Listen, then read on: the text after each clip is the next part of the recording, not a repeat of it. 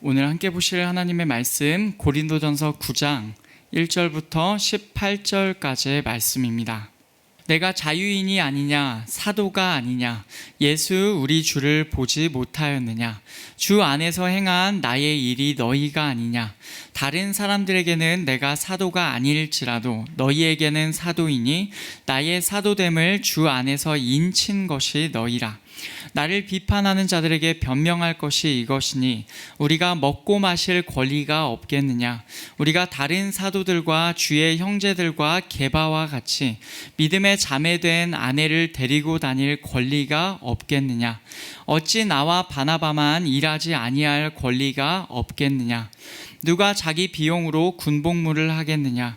누가 포도를 심고 그 열매를 먹지 않겠느냐? 누가 양떼를 기르고 그 양떼의 젖을 먹지 않겠느냐? 내가 사람의 예대로 이것을 말하느냐? 율법도 이것을 말하지 아니하느냐? 모세의 율법에 곡식을 밟아 떠는 소에게 망을 씌우지 말라 기록하였으니 하나님께서 어찌 소들을 위하여 염려하심이냐? 오로지 우리를 위하여 말씀하심이 아니냐? 과연 우리를 위하여 기록된 것이니 밭 가는 자는 소망을 가지고 갈며 곡식 떠는 자는 함께 얻을 소망을 가지고 떠는 것이라. 우리가 너희에게 신령한 것을 뿌렸은즉 너희의 육적인 것을 거두기로 과하다 하겠느냐?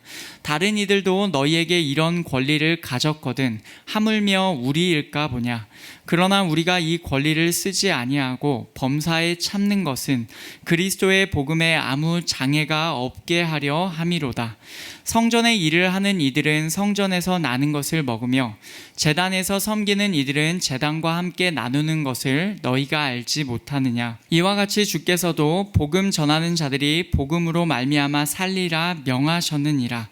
그러나 내가 이것을 하나도 쓰지 아니하였고 또 이 말을 쓰는 것은 내게 이같이 하여 달라는 것이 아니라 내가 차라리 죽을지언정 누구든지 내 자랑하는 것을 헛된 대로 돌리지 못하게 하리라.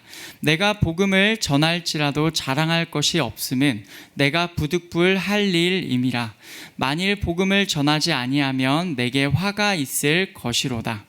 내가 내 자의로 이것을 행하면 상을 얻으려니와 내가 자의로 아니한다 할지라도 나는 사명을 받았노라. 그런즉 내 상이 무엇이냐? 내가 복음을 전할 때에 값없이 전하고 복음으로 말미암아 내게 있는 권리를 다 쓰지 아니하는 이것이로다. 아멘. 우리는 지금 우상의 제물을 먹는 일, 우상에게 제사한 것들을 먹는 것에 관한 말씀을 살펴보고 있습니다. 이 내용은 고린도전서 8장부터 어디까지 이어지냐면 11장 1절까지 길게 다루어집니다. 지난주에 우리는 8장 말씀까지를 살펴보았습니다. 그 내용에서의 핵심 구절은 9절이었습니다. 그런즉 너희의 자유가 믿음이 약한 자들에게 걸려 넘어지게 하는 것이 되지 않도록 조심하라. 아멘. 우리의 자유, 우리의 권리를 말합니다. 우리의 권리가 믿음이 약한 자들에게 걸려 넘어지게 하는 것이 되지 않도록 조심해야 한다. 이것이었습니다. 그리고 13절, 8장의 마지막 절에서 바울은 우상의 제물에 관한 문제에 있어서 만약 음식이 형제를 실족하게 뭔가 발을 걸리게 만든다면 자신은 영원히 고기를 먹지 않겠다고까지 말하였습니다. 바울이 설명한 너희의 자유가 믿음이 약한 자들에게 걸려 넘어지게 하는 것이 되지 않도록 라는 그것의 예가 바로 바울이 들고 있는 것이죠. 여기에서 이제 9장으로 이어지는데 내용이 사도 바울의 이야기로 잠시 넘어갑니다. 형제를 실족하지 아니하기 위하여 자기가 어떤 일까지 행하였는지 바울의 또 다른 예라고 할 수도 있습니다. 그리고 또 다른 측면으로는 고린도 교회의 바울 자신을 변호하는 내용으로도 볼 수가 있습니다. 이 내용을 살펴보기에 앞서 그 시대의 배경을 먼저 좀 살펴보겠습니다. 당시 고린도 교회는요, 바울의 사도권에 의문을 가지고 있었습니다. 그 내용이 고린도 전서에서 종종 언급되고 있고 고린도 후서에서는 아예 본격적으로 그 내용이 언급이 됩니다. 정확하게 말하면 바울이 진짜 사도냐, 이것에 관한 고린도 교회 사람들의 의문이었어요. 그래서 오늘 말씀 3절을 보면 고린도 교회 안에서는 이런 사람들이 있었습니다. 나를 비판하는 자들에게 변명할 것이 이것이니. 지금 어떤 상황입니까? 바울을 비판하는 자들이 있다는 거예요. 다르게 번역해 보면 바울을 조사하는 자들이 있었다는 것입니다. 심지어 바울은 그들에게 자신을 변명한다고, 자기가 변호하는 말이 이것이라고 이렇게 말하기까지 합니다. 고린도 교회의 어떤 사람들은 왜 바울을 조사하고 있었을까요? 그 이유는 오늘 말씀의 내용 중에서도 나오겠지만 바울이 다른 사도들과는 다르다는 거였어요. 특별히 바울의 사역 방식에 있어서 그는 고린도 교회의 도움을 받지 않았습니다. 헌금, 하나님께 바치는 헌금, 그리고 헌금이 사역자들, 전적으로 그 사역에 몰두하는 자들의 생활비로 쓰여지는 것을 바울은 전혀 받지 않았어요. 어떤 의미에서는 참 대단하다고 말할 수 있겠지만 고린도 교회 안에서는 이것이 문제가 되었습니다.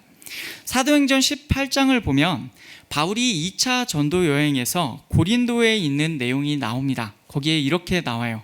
아굴라라는 본도에서 난 유대인 한 사람을 만나니 글라우디오가 모든 유대인을 명하여 로마에서 떠나라 한 고로 그가 그 아내 브리스길라와 함께 이달리아로부터 새로 온지라.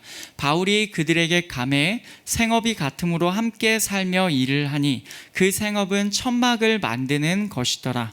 안식일마다 바울이 회당에서 강론하고 유대인과 헬라인을 권면하니라. 아멘. 이 내용을 보시면 이게 고린도에서 지금 일어난 일이었는데 우리가 잘 아는 아굴라와 브리스길라가 나옵니다. 바울과 이 사람들은 생업이 같았어요. 그래서 함께 살며 일을 하였습니다. 그 생업은 천막을 만드는 것이었습니다. 우리가 종종 선교 훈련을 받을 때 나오는 용어죠. 텐트 메이커 라는 그것이 바로 여기서 바울이 자비량으로 선교할 때 자신이 생업으로 했던 천막을 만드는 것을 말합니다. 그렇게 그는 일을 하면서 거기서 나오는 벌이로 생활비를 삼고 안식일마다 회당에서 강론하였습니다. 이것이 바울의 사역 방식이었어요. 바울은 지속적으로 고린도에 있는 믿는 자들에게 폐를 끼치지 않으려고 했습니다. 그런데 신기하게도 이것으로 고린도 교회 안에 있는 어떤 사람들은 문제를 삼았습니다. 한참 뒤에 나올 이야기지만 고린도 후서의 내용을 먼저 보면 12장에서 이런 내용이 나와요. 12장 13절 내 자신이 너희에게 폐를 끼치지 아니한 일 밖에 다른 교회보다 부족하게 한 것이 무엇이 있느냐. 너희는 나의 이 공평하지 못한 것을 용서하라. 아멘. 바울이 다른 교회들과 고린도 교회를 차별적으로 대했다는 것입니다. 다른 교회들로부터는 헌금을 받았는데 고린도 교회에서는 아무것도 받지 않았던 거죠. 바울의 의도는 폐를 끼치지 않고 복음만 전하려 했던 것이었습니다마는 그것이 고린도 교회의 어떤 사람들에게는 공평하지 못한 처사로 여겨졌고 더 나아가서 바울의 사도직까지도 의심하게 하였습니다. 세상에는 참 다양한 일들이 일어납니다. 이렇게 복잡한 상황에서 바울은 진지하게 자신을 변호하고 있어요. 그것이 오늘 말씀입니다. 이것이 또 한 측면이고요. 또한 원래 우리의 맥락인 우상의 제물을 먹는 것의 관점으로도 오늘 말씀은 나아갑니다. 함께 오늘 우리에게 주시는 이 하나님의 말씀을 듣기 원합니다. 먼저 바울은 1절과 2절에서 자신의 자격을 먼저 언급해요. 내가 자유인이 아니냐, 사도가 아니냐, 예수 우리 주를 보지 못하였느냐, 주 안에서 행한 나의 일이 너희가 아니냐. 여기서 말하는 내용이 무엇입니까? 계속 아니냐 하는데 사실은 다 그렇다는 말입니다. 바울은 자유인이 맞습니다. 바울은 사도가 맞습니다. 바울은 우리 주 예수님을 본 것이 자신의 사도됨의 결정적인 근거라고 이렇게 말을 합니다. 또한 게다가 바울의 사도됨은 고린도에 있는 예수님을 믿는 자들을 통하여서, 즉 고린도 교회가 세워진 것을 통하여서 바울의 사도됨이 확실해졌다고 해요. 바울이 전한 복음을 통하여 고린도 안에 분명히 예수님을 믿고 구원받은 자가 생겼다는 사실이 바울의 사도됨을 증거해 준다라고 합니다. 그래서 바울은 2절에서 이렇게 말해요. 다른 사람들에게는 내가 사도가 아닐지라도 너희에게는 사도이니 나의 사도됨을 주 안에서 인친 것이 너희라 라고 합니다. 처음에 바울이 다메섹으로 가는 길 위에서 예수님께 부르심을 받았죠. 그때 그는 이런 말을 듣습니다. 사도행전 26장을 보시면 바울이 아그리빠 왕에게 말할 때의 구절을, 과거를 회상하는 구절이 나와요. 이스라엘과 이방인들에게서 내가 너를 구원하여 그들에게 보내어 그 눈을 뜨게 하여 어둠에서 빛으로 사탄의 권세에서 하나님께로 돌아오게 하고 죄사함과 나를 믿어 거룩하게 된 무리 가운데서 기업을 얻게 하리라 하더이다. 아멘. 지금 이 내용은 바울이 아그리빠 왕에게 말한 내용입니다. 이 말의 내용은 바울이 옛날에 예수님께로부터 직접 들은 내용이었어요. 그 내용을 보면 예수께서 바울을 구원하여 그들에게 보낸다고 하시죠. 여기서 보내다라는 표현에서 사도라는 표현이 나왔습니다. 보내다가 아포스텔로인데 사도는 여기서 나온 명사형이에요. 아포스톨로스입니다. 그러니까 같은 어원의 단어인 거죠. 보내다라는 것은 사도를 의미합니다. 예수께서는 바울을 부르셨고 사도로서 보내셨습니다. 이스라엘과 이방인들에게 보내셨어요. 그래서 눈을 뜨게 하여 사탄의 권세에서 하나님께로 돌아오게 하는 일을 맡기셨습니다. 복음을 선포하여 사람들로 하여금 하나님의 백성이 되게 하는 것, 이 일을 맡기셨어요. 이것이 바울의 사도로서의 부르심, 사명이었습니다. 그런데 이 일이 어둠에서 빛으로 사탄의 권세에서 하나님께로 돌아오게 하는 이 일이 어디에서 지금 이루어졌다는 것입니까? 고린도 안에서 이루어졌다는 거예요. 예수님을 믿고 그 도시 안에서 예수님을 믿는 자들의 모임인 교회가 세워졌습니다. 그렇기 때문에 바울이 지금 여기서 이렇게 말하는 거예요. 다른 사람들에게는 내가 사도가 아닐지라도 너희에게는 사도다. 너희가 내가 전한 복음을 듣고 예수께로 돌아오지 않았냐? 하나님의 백성이 되지 않았냐?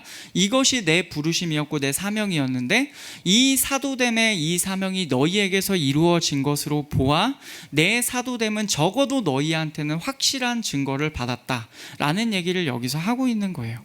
아무리 고린도 교회가 바울의 사도됨을 의심할지라도 그는 자기가 너희에게는 내가 분명한 사도가 맞다라고 밝히고 있습니다. 이어서 바울은 3절부터 이어지는 긴 내용에서 자신의 권리를 설명하고 있습니다. 3절부터 대략 11절 정도까지 이어집니다. 나를 비판하는 자들에게 변명할 것이 이것이니라고 하면서 바울이 계속해서 없겠느냐를 반복합니다. 자신을 조사하는 자들에게 이것을 변호한다고 해요. 그러면서 바울과 그 일행에게 세 가지 권리가 없겠느냐고 물어요. 이 말은 실제로는 자기와 자기 일행에게 그 권리들이 있다는 말입니다. 먹고 마실 권리가 우리에게 있다. 믿음의 자매된 아내를 데리고 다닐 권리가 있다. 우리가 일하지 않을 권리가 있다라는 거죠. 이것은 문맥을 보면 당시에 있던 5절에 보시면 다른 사도들, 주의 형제들, 그리고 게바, 베드로를 말하죠.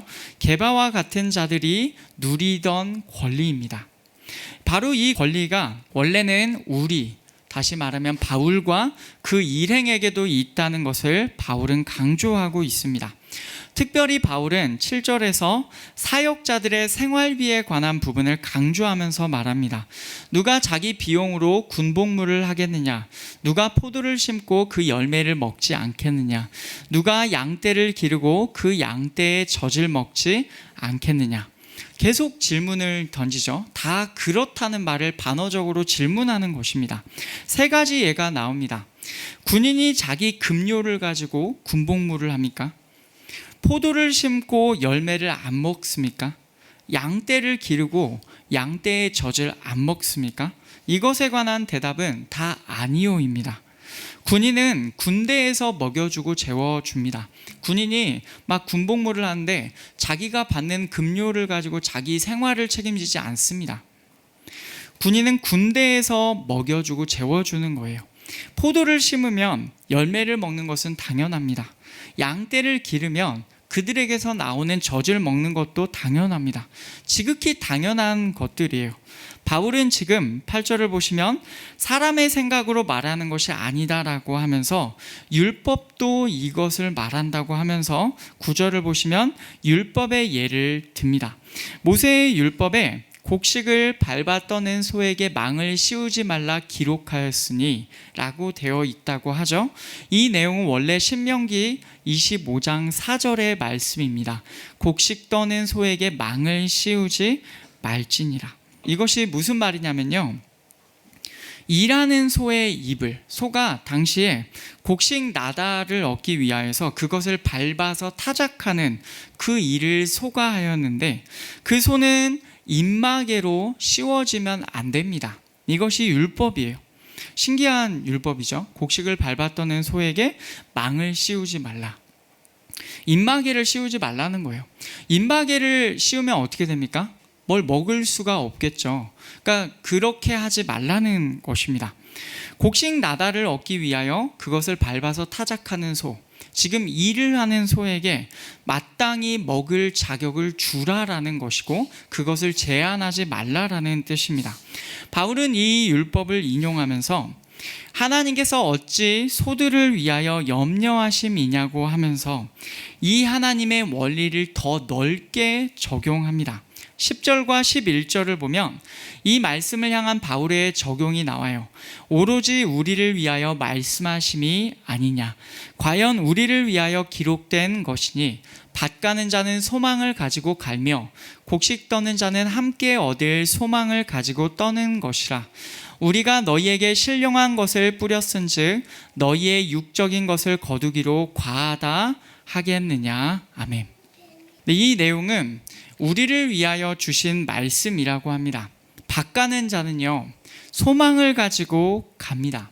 곡식 떠는 자는 함께 얻을, 그 곡식을 얻을 소망을 가지고 그 일을 합니다. 밭 가는 자, 곡식 떠는 자, 다들 자기가 하는 일을 통해서 어떤 것을 얻게 되기를 기대하고 있습니다. 여러분, 이것은 당연한 일이에요.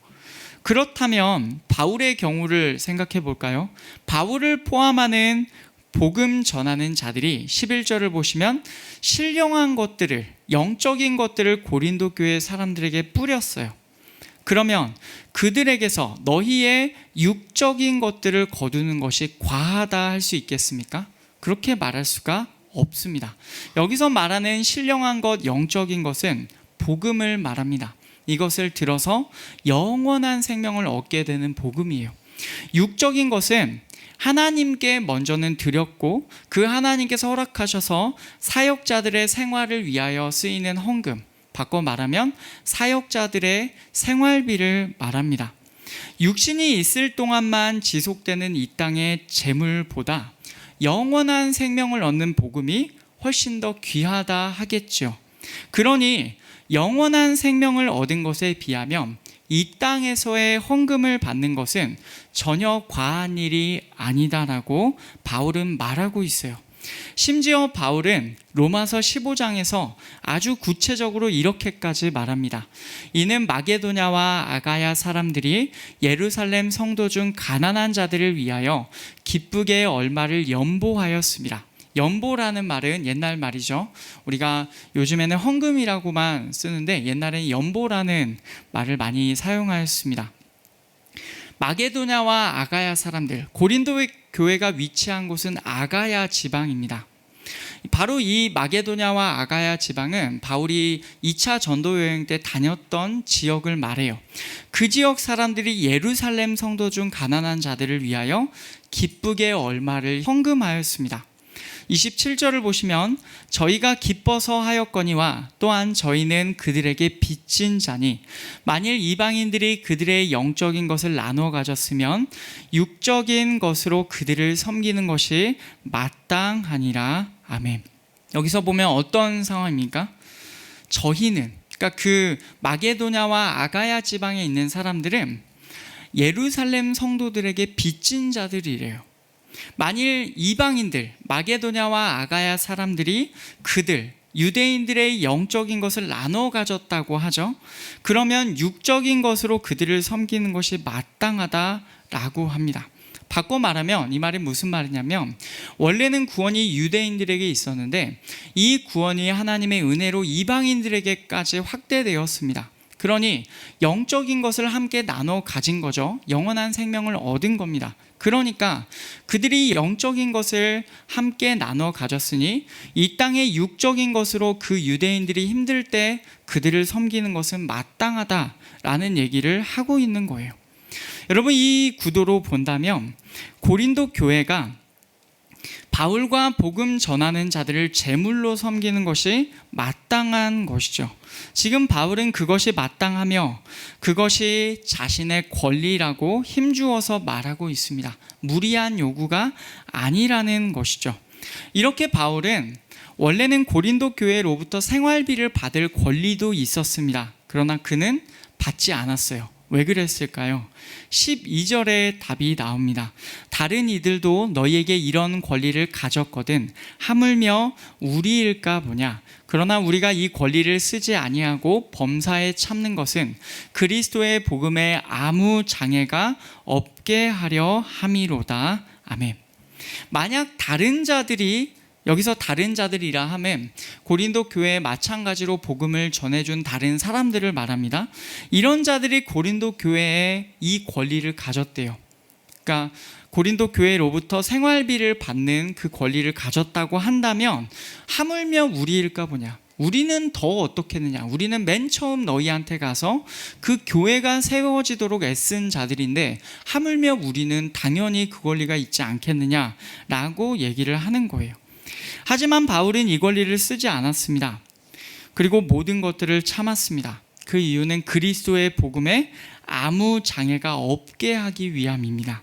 그리스도의 복음을 고린도에 전함에 있어서 아무런 막힘이 없도록 의도적으로 이 권리를 포기한 거예요.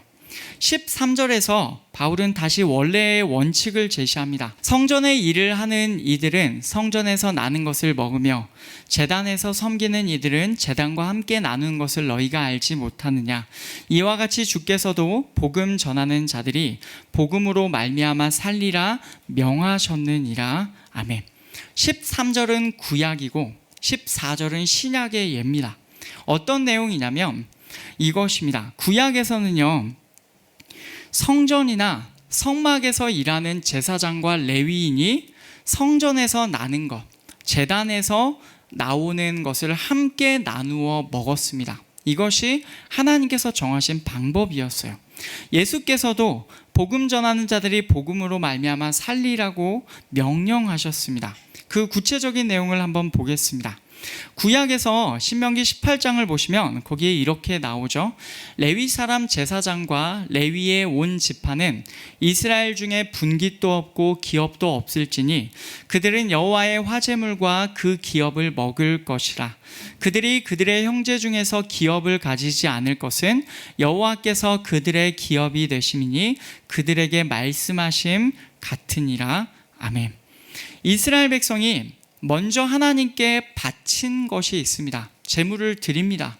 그러면 그것에서 온전히 바쳐드리는 제물이 있기는 하지만 그 중에서 어느 정도를 제한 다음에 나머지 허락된 것들이 하나님께서 성전에서 성막에서 일하는 자들을 위하여 주셨습니다. 비록 그들 레위 지파는 땅을 받지는 않았지만 이렇게 하나님께서 그들의 기업이 되어주신 것입니다. 신약에서도 마찬가지예요. 예수께서 말씀하셨습니다. 여행을 위하여 배낭이나 두벌 옷이나 신이나 지팡이를 가지지 말라. 이는 일꾼이 자기의 먹을 것 받는 것이 마땅함이라. 아멘. 이 내용은 천국이 가까이 왔다라는 사실을 전하기 위해서 예수께서 12제자를 보내실 때 말씀하신 내용입니다. 일꾼이 자기의 먹을 것 받는 것이 마땅하다고 하셨어요. 여러분, 바로 이 내용들이 구약과 신약의 같은 원칙입니다. 하지만 바울은 15절을 보면 이 권리를 하나도 이용하지 않았습니다. 그러나 내가 이것을 하나도 쓰지 아니하였고 또 이 말을 쓰는 것은 내게 이같이 하여 달라는 것이 아니라 내가 차라리 죽을지언정 누구든지 내 자랑하는 것을 헛된 대로 돌리지 못하게 하리라. 이렇게 말을 하죠. 하나도 이용하지 않았대요. 이렇게 해달라고 지금 기록하고 있는 것도 아니라고 합니다. 첫 번째 쓰지는 이용하다라는 뜻이고 두 번째 쓰는 은 기록하는 이라는 뜻입니다. 그는 하나도 이용하지 않았고 이렇게 해달라고 기록하고 있지도 않습니다. 그저 바울은 자기가 자랑하고 있는 이 그리스도의 복음이 헛되지 않기를 가장 원했습니다. 바울은 오직 복음을 전하는 것만이 그에게 중요했고 자신에게는 아무것도 자랑할 것이 없다라고 16절에서 말합니다. 내가 복음을 전할지라도 자랑할 것이 없음은 내가 부득불할 일임이라. 만일 복음을 전하지 아니하면 내게 화가 있을 것이로다. 아멘. 복음을 전하지 아니하면 화가 있을 것이라고 말하기까지 바울에게는 그 정도로 복음이 가장 중요했어요. 끝으로 바울은 복음 전파가 자신에게 그 어떤 것보다도 더 중요하다는 것을 강조해서 말을 합니다. 내가 내 자의로 이것을 행하면 상을 얻으려니와 내가 자의로 아니한다 할지라도 나는 사명을 받았노라. 그런즉 내 상이 무엇이냐? 내가 복음을 전할 때에 값없이 전하고 복음으로 말미암아 내게 있는 권리를 다 쓰지 아니하는 이것이로다. 아멘. 복음 전파가 자기에게 상이 될 것이다. 그러나 그렇지 않더라도 그것의 사명을 자기가 맡았다 라고 합니다. 그래서 바울은 자신이 복음을 값없이 전하고 복음 덕분에 주어지는 권리도 다 이용하지 않는다, 이렇게 말을 하는 것입니다. 이것이 나에게 상이 될 것을 믿기 때문이다 라고 하는 것입니다. 여러분, 내용이 길었죠? 이것이 오늘 말씀입니다. 바울의 자격과 그의 권리와 그가 그의 권리를 다 이용하지 않은 이유에 대해서 길게 얘기를 하고 있습니다. 그는 사도였고 고린도 교회의 복음 전한 자로서 그들로부터 받아 누릴 권리가 충분히 있었지만 그 권리를 다 이용하지 않았습니다. 오늘 본문은 꽤나 유명한 본문입니다. 그러나 어떤 점에서는요, 굉장히 양면성을 띠고 있어요. 어떤 사람들은 오늘 본문의 이 내용을 보면서 사역자들의 권리를 주장합니다. 복음 전하는 자는 복음으로 말미암아 마땅히 살아야 한다, 마땅히 생활비가 나와야 한다라는 얘기를 주장해요. 또 어떤 사람들은 이 본문을 가지고 사역자들의 권리 포기를 주장합니다. 바울처럼 권리를 포기하면서 영원한 상급을 바라보면서 살아야 한다, 이렇게 말을 하기도 해요. 굉장히 다르죠. 그런데 이 상반되는 이 두 주장이 오늘 본문 안에서는 둘 다 맞습니다. 물론 바울과 고린도 교회의 특수성은 우리가 인정해야 해요. 바울은 기본적으로 독신의 은사가 있었고 환난의 때에 굳이 결혼하지 않는 것을 권하였습니다. 고린도전서 7장에서 이렇게 말했어요. 그러나 장가가도 죄 짓는 것이 아니요 처녀가 시집가도 죄 짓는 것이 아니로되 이런 이들은 육신의 고난이 있으리니 나는 너희를 아끼노라. 너희를 아낀대요. 이 말이 무슨 말입니까? 가능하다면 이 환난의 때에 결혼하지 않고 그냥 지내는 것이 더 낫다는 것이죠. 40절에서도 그러나 내 뜻에는 그냥 지내는 것이 더욱 복이 있으리로다 라고 말을 합니다. 결혼하는 자는 육신의 고난이 있다고 하였고 그냥 지내는 것이 더 복이 있다고도 하였습니다. 실제로 바울은 배우자도 없었고 자녀도 없는 채로 부양해야 할 가족이 없는 독신의 상황이었어요. 그렇게 보면 바울이 사역자의 권리를 포기함에 있어서 다른 가정이 있는 사도들보다는 훨씬 더 나은 상황이라고 우리가 그렇게 특수성을 말할 수 있겠습니다.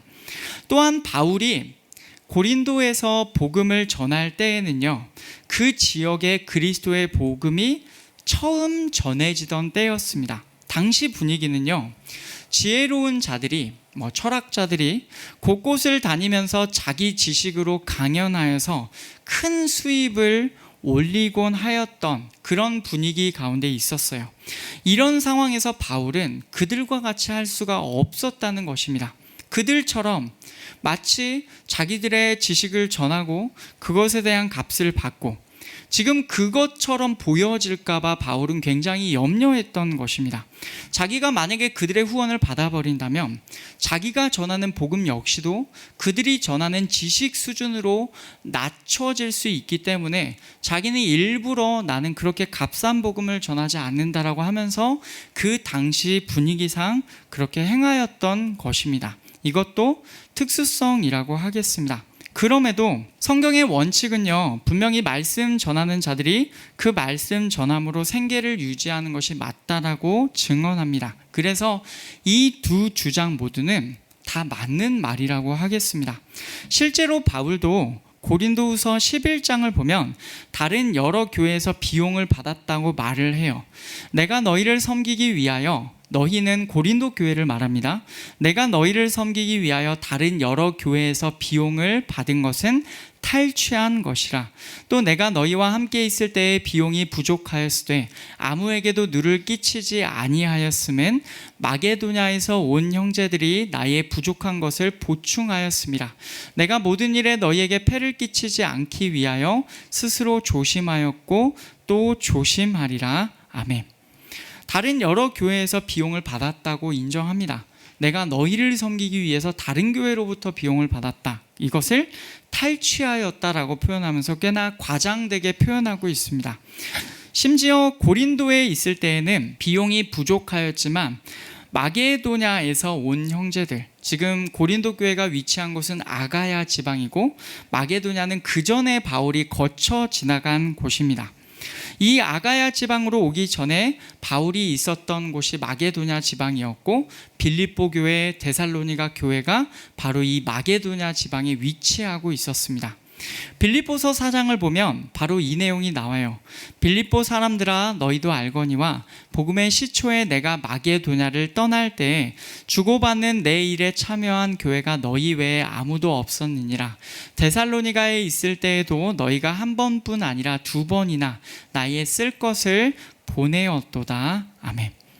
복음의 시초에 바울이 전도 여행을 나서던 그때에 빌립보가 위치한 마게도냐를 떠났는데 그때 빌립보 교회에서 바울을 향하여서 선교 헌금을 여러 번 보내왔고 바울은 기쁘게 받았습니다.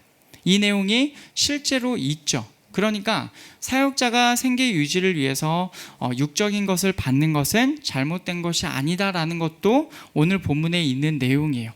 그러면 오늘 본문은 어떻게 보아야겠습니까? 결국 중요한 것은 무엇이냐면 사역자가 더 나아가서 우리가 자신의 권리 행사를 하느냐 안 하느냐가 중요한 것이 아닙니다. 둘 다 가능하고 둘 다 성경적인 근거가 있습니다. 다만 모든 일에 있어서 원칙이 분명해야 한다는 것입니다. 고린도전서 9장 12절 우리 같이 한 목소리로 읽겠습니다. 다른 이들도 너희에게 이런 권리를 가졌거든 하물며 우리일까 보냐. 그러나 우리가 이 권리를 쓰지 아니하고 범사에 참는 것은 그리스도의 복음에 아무 장애가 없게 하려 함이로다. 아멘. 중요한 것은 이것입니다. 우리의 권리보다 그리스도의 복음이 더 중요하다는 거예요. 우리의 권리보다 우리의 사명이 더 중요하다는 것입니다.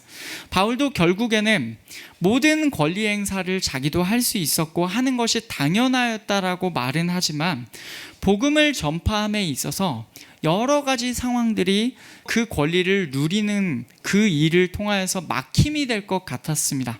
그래서 자신의 권리를 포기하는 데까지 이르렀던 것이죠. 다시 말해서 지금 이 맥락에서는 고린도라는 터 자체가 바울이 복음을 전함에 있어서 생활비를 받으면 그 복음 전파에 막힘이 될 정도로 어려운 상황이었다는 것을 의미합니다. 그리고 권리 포기가 한 가지 이유가 되어서 자신의 사도됨까지 의심받을 정도로까지 그렇게 상황이 나아가게 된 것이죠.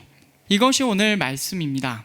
오늘 말씀이 우리에게 이렇게 말해주는 것은 분명해요. 복음을 위하여 사명을 위하여, 주께서 주신 명령을 위하여 우리는 어떤 일까지 가능한가? 이것을 우리에게 묻고 있어요. 형제의 생명을 살리는 일을 위하여, 형제의 구원을 위하여 우리는 얼마나까지 준비되어 있는가?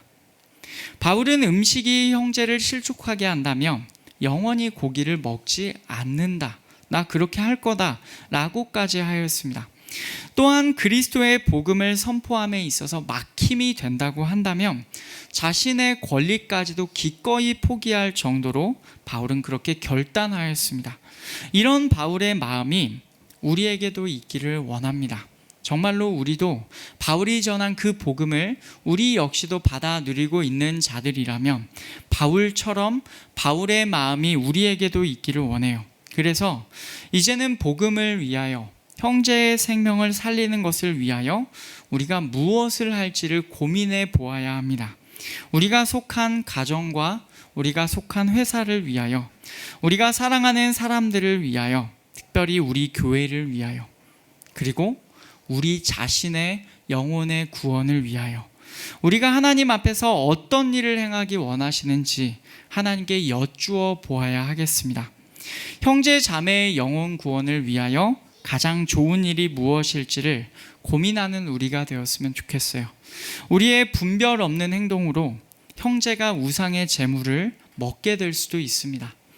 우리의 권리 행사 때문에 그리스도의 복음이 선명하게 드러나지 않게 될 수도 있습니다. 때로는 그 일을 위하여서, 때로는 우리의 삶의 모든 영역에서 우리는 정말로 우리의 생각과 다른 어떤 일들을 해야 될 수도 있습니다. 때로는 직언을 해야 될 수도 있고, 때로는 포기를 해야 될 수도 있습니다. 어떤 일이든지 어떤 말이든지 오직 주를 위해서 하는 우리가 되었으면 좋겠습니다. 그렇게 사시는 저와 여러분이 되시기를 간절히 원합니다. 그 삶으로 주께서 우리를 부르고 계세요. 이제는 우리의 생각과 판단을 겸허하게 내려놓고 하나님의 생각과 판단으로 채우기를 원합니다.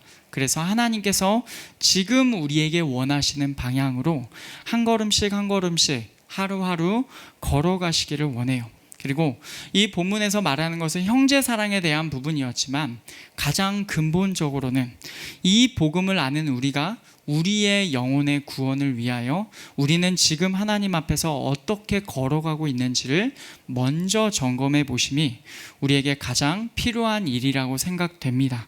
그렇게 당신의 말씀 앞으로 부르시는 주님의 부르심 앞에 순종하는 우리 모든 성도님들, 저와 여러분 되시기를 간절히 축원합니다.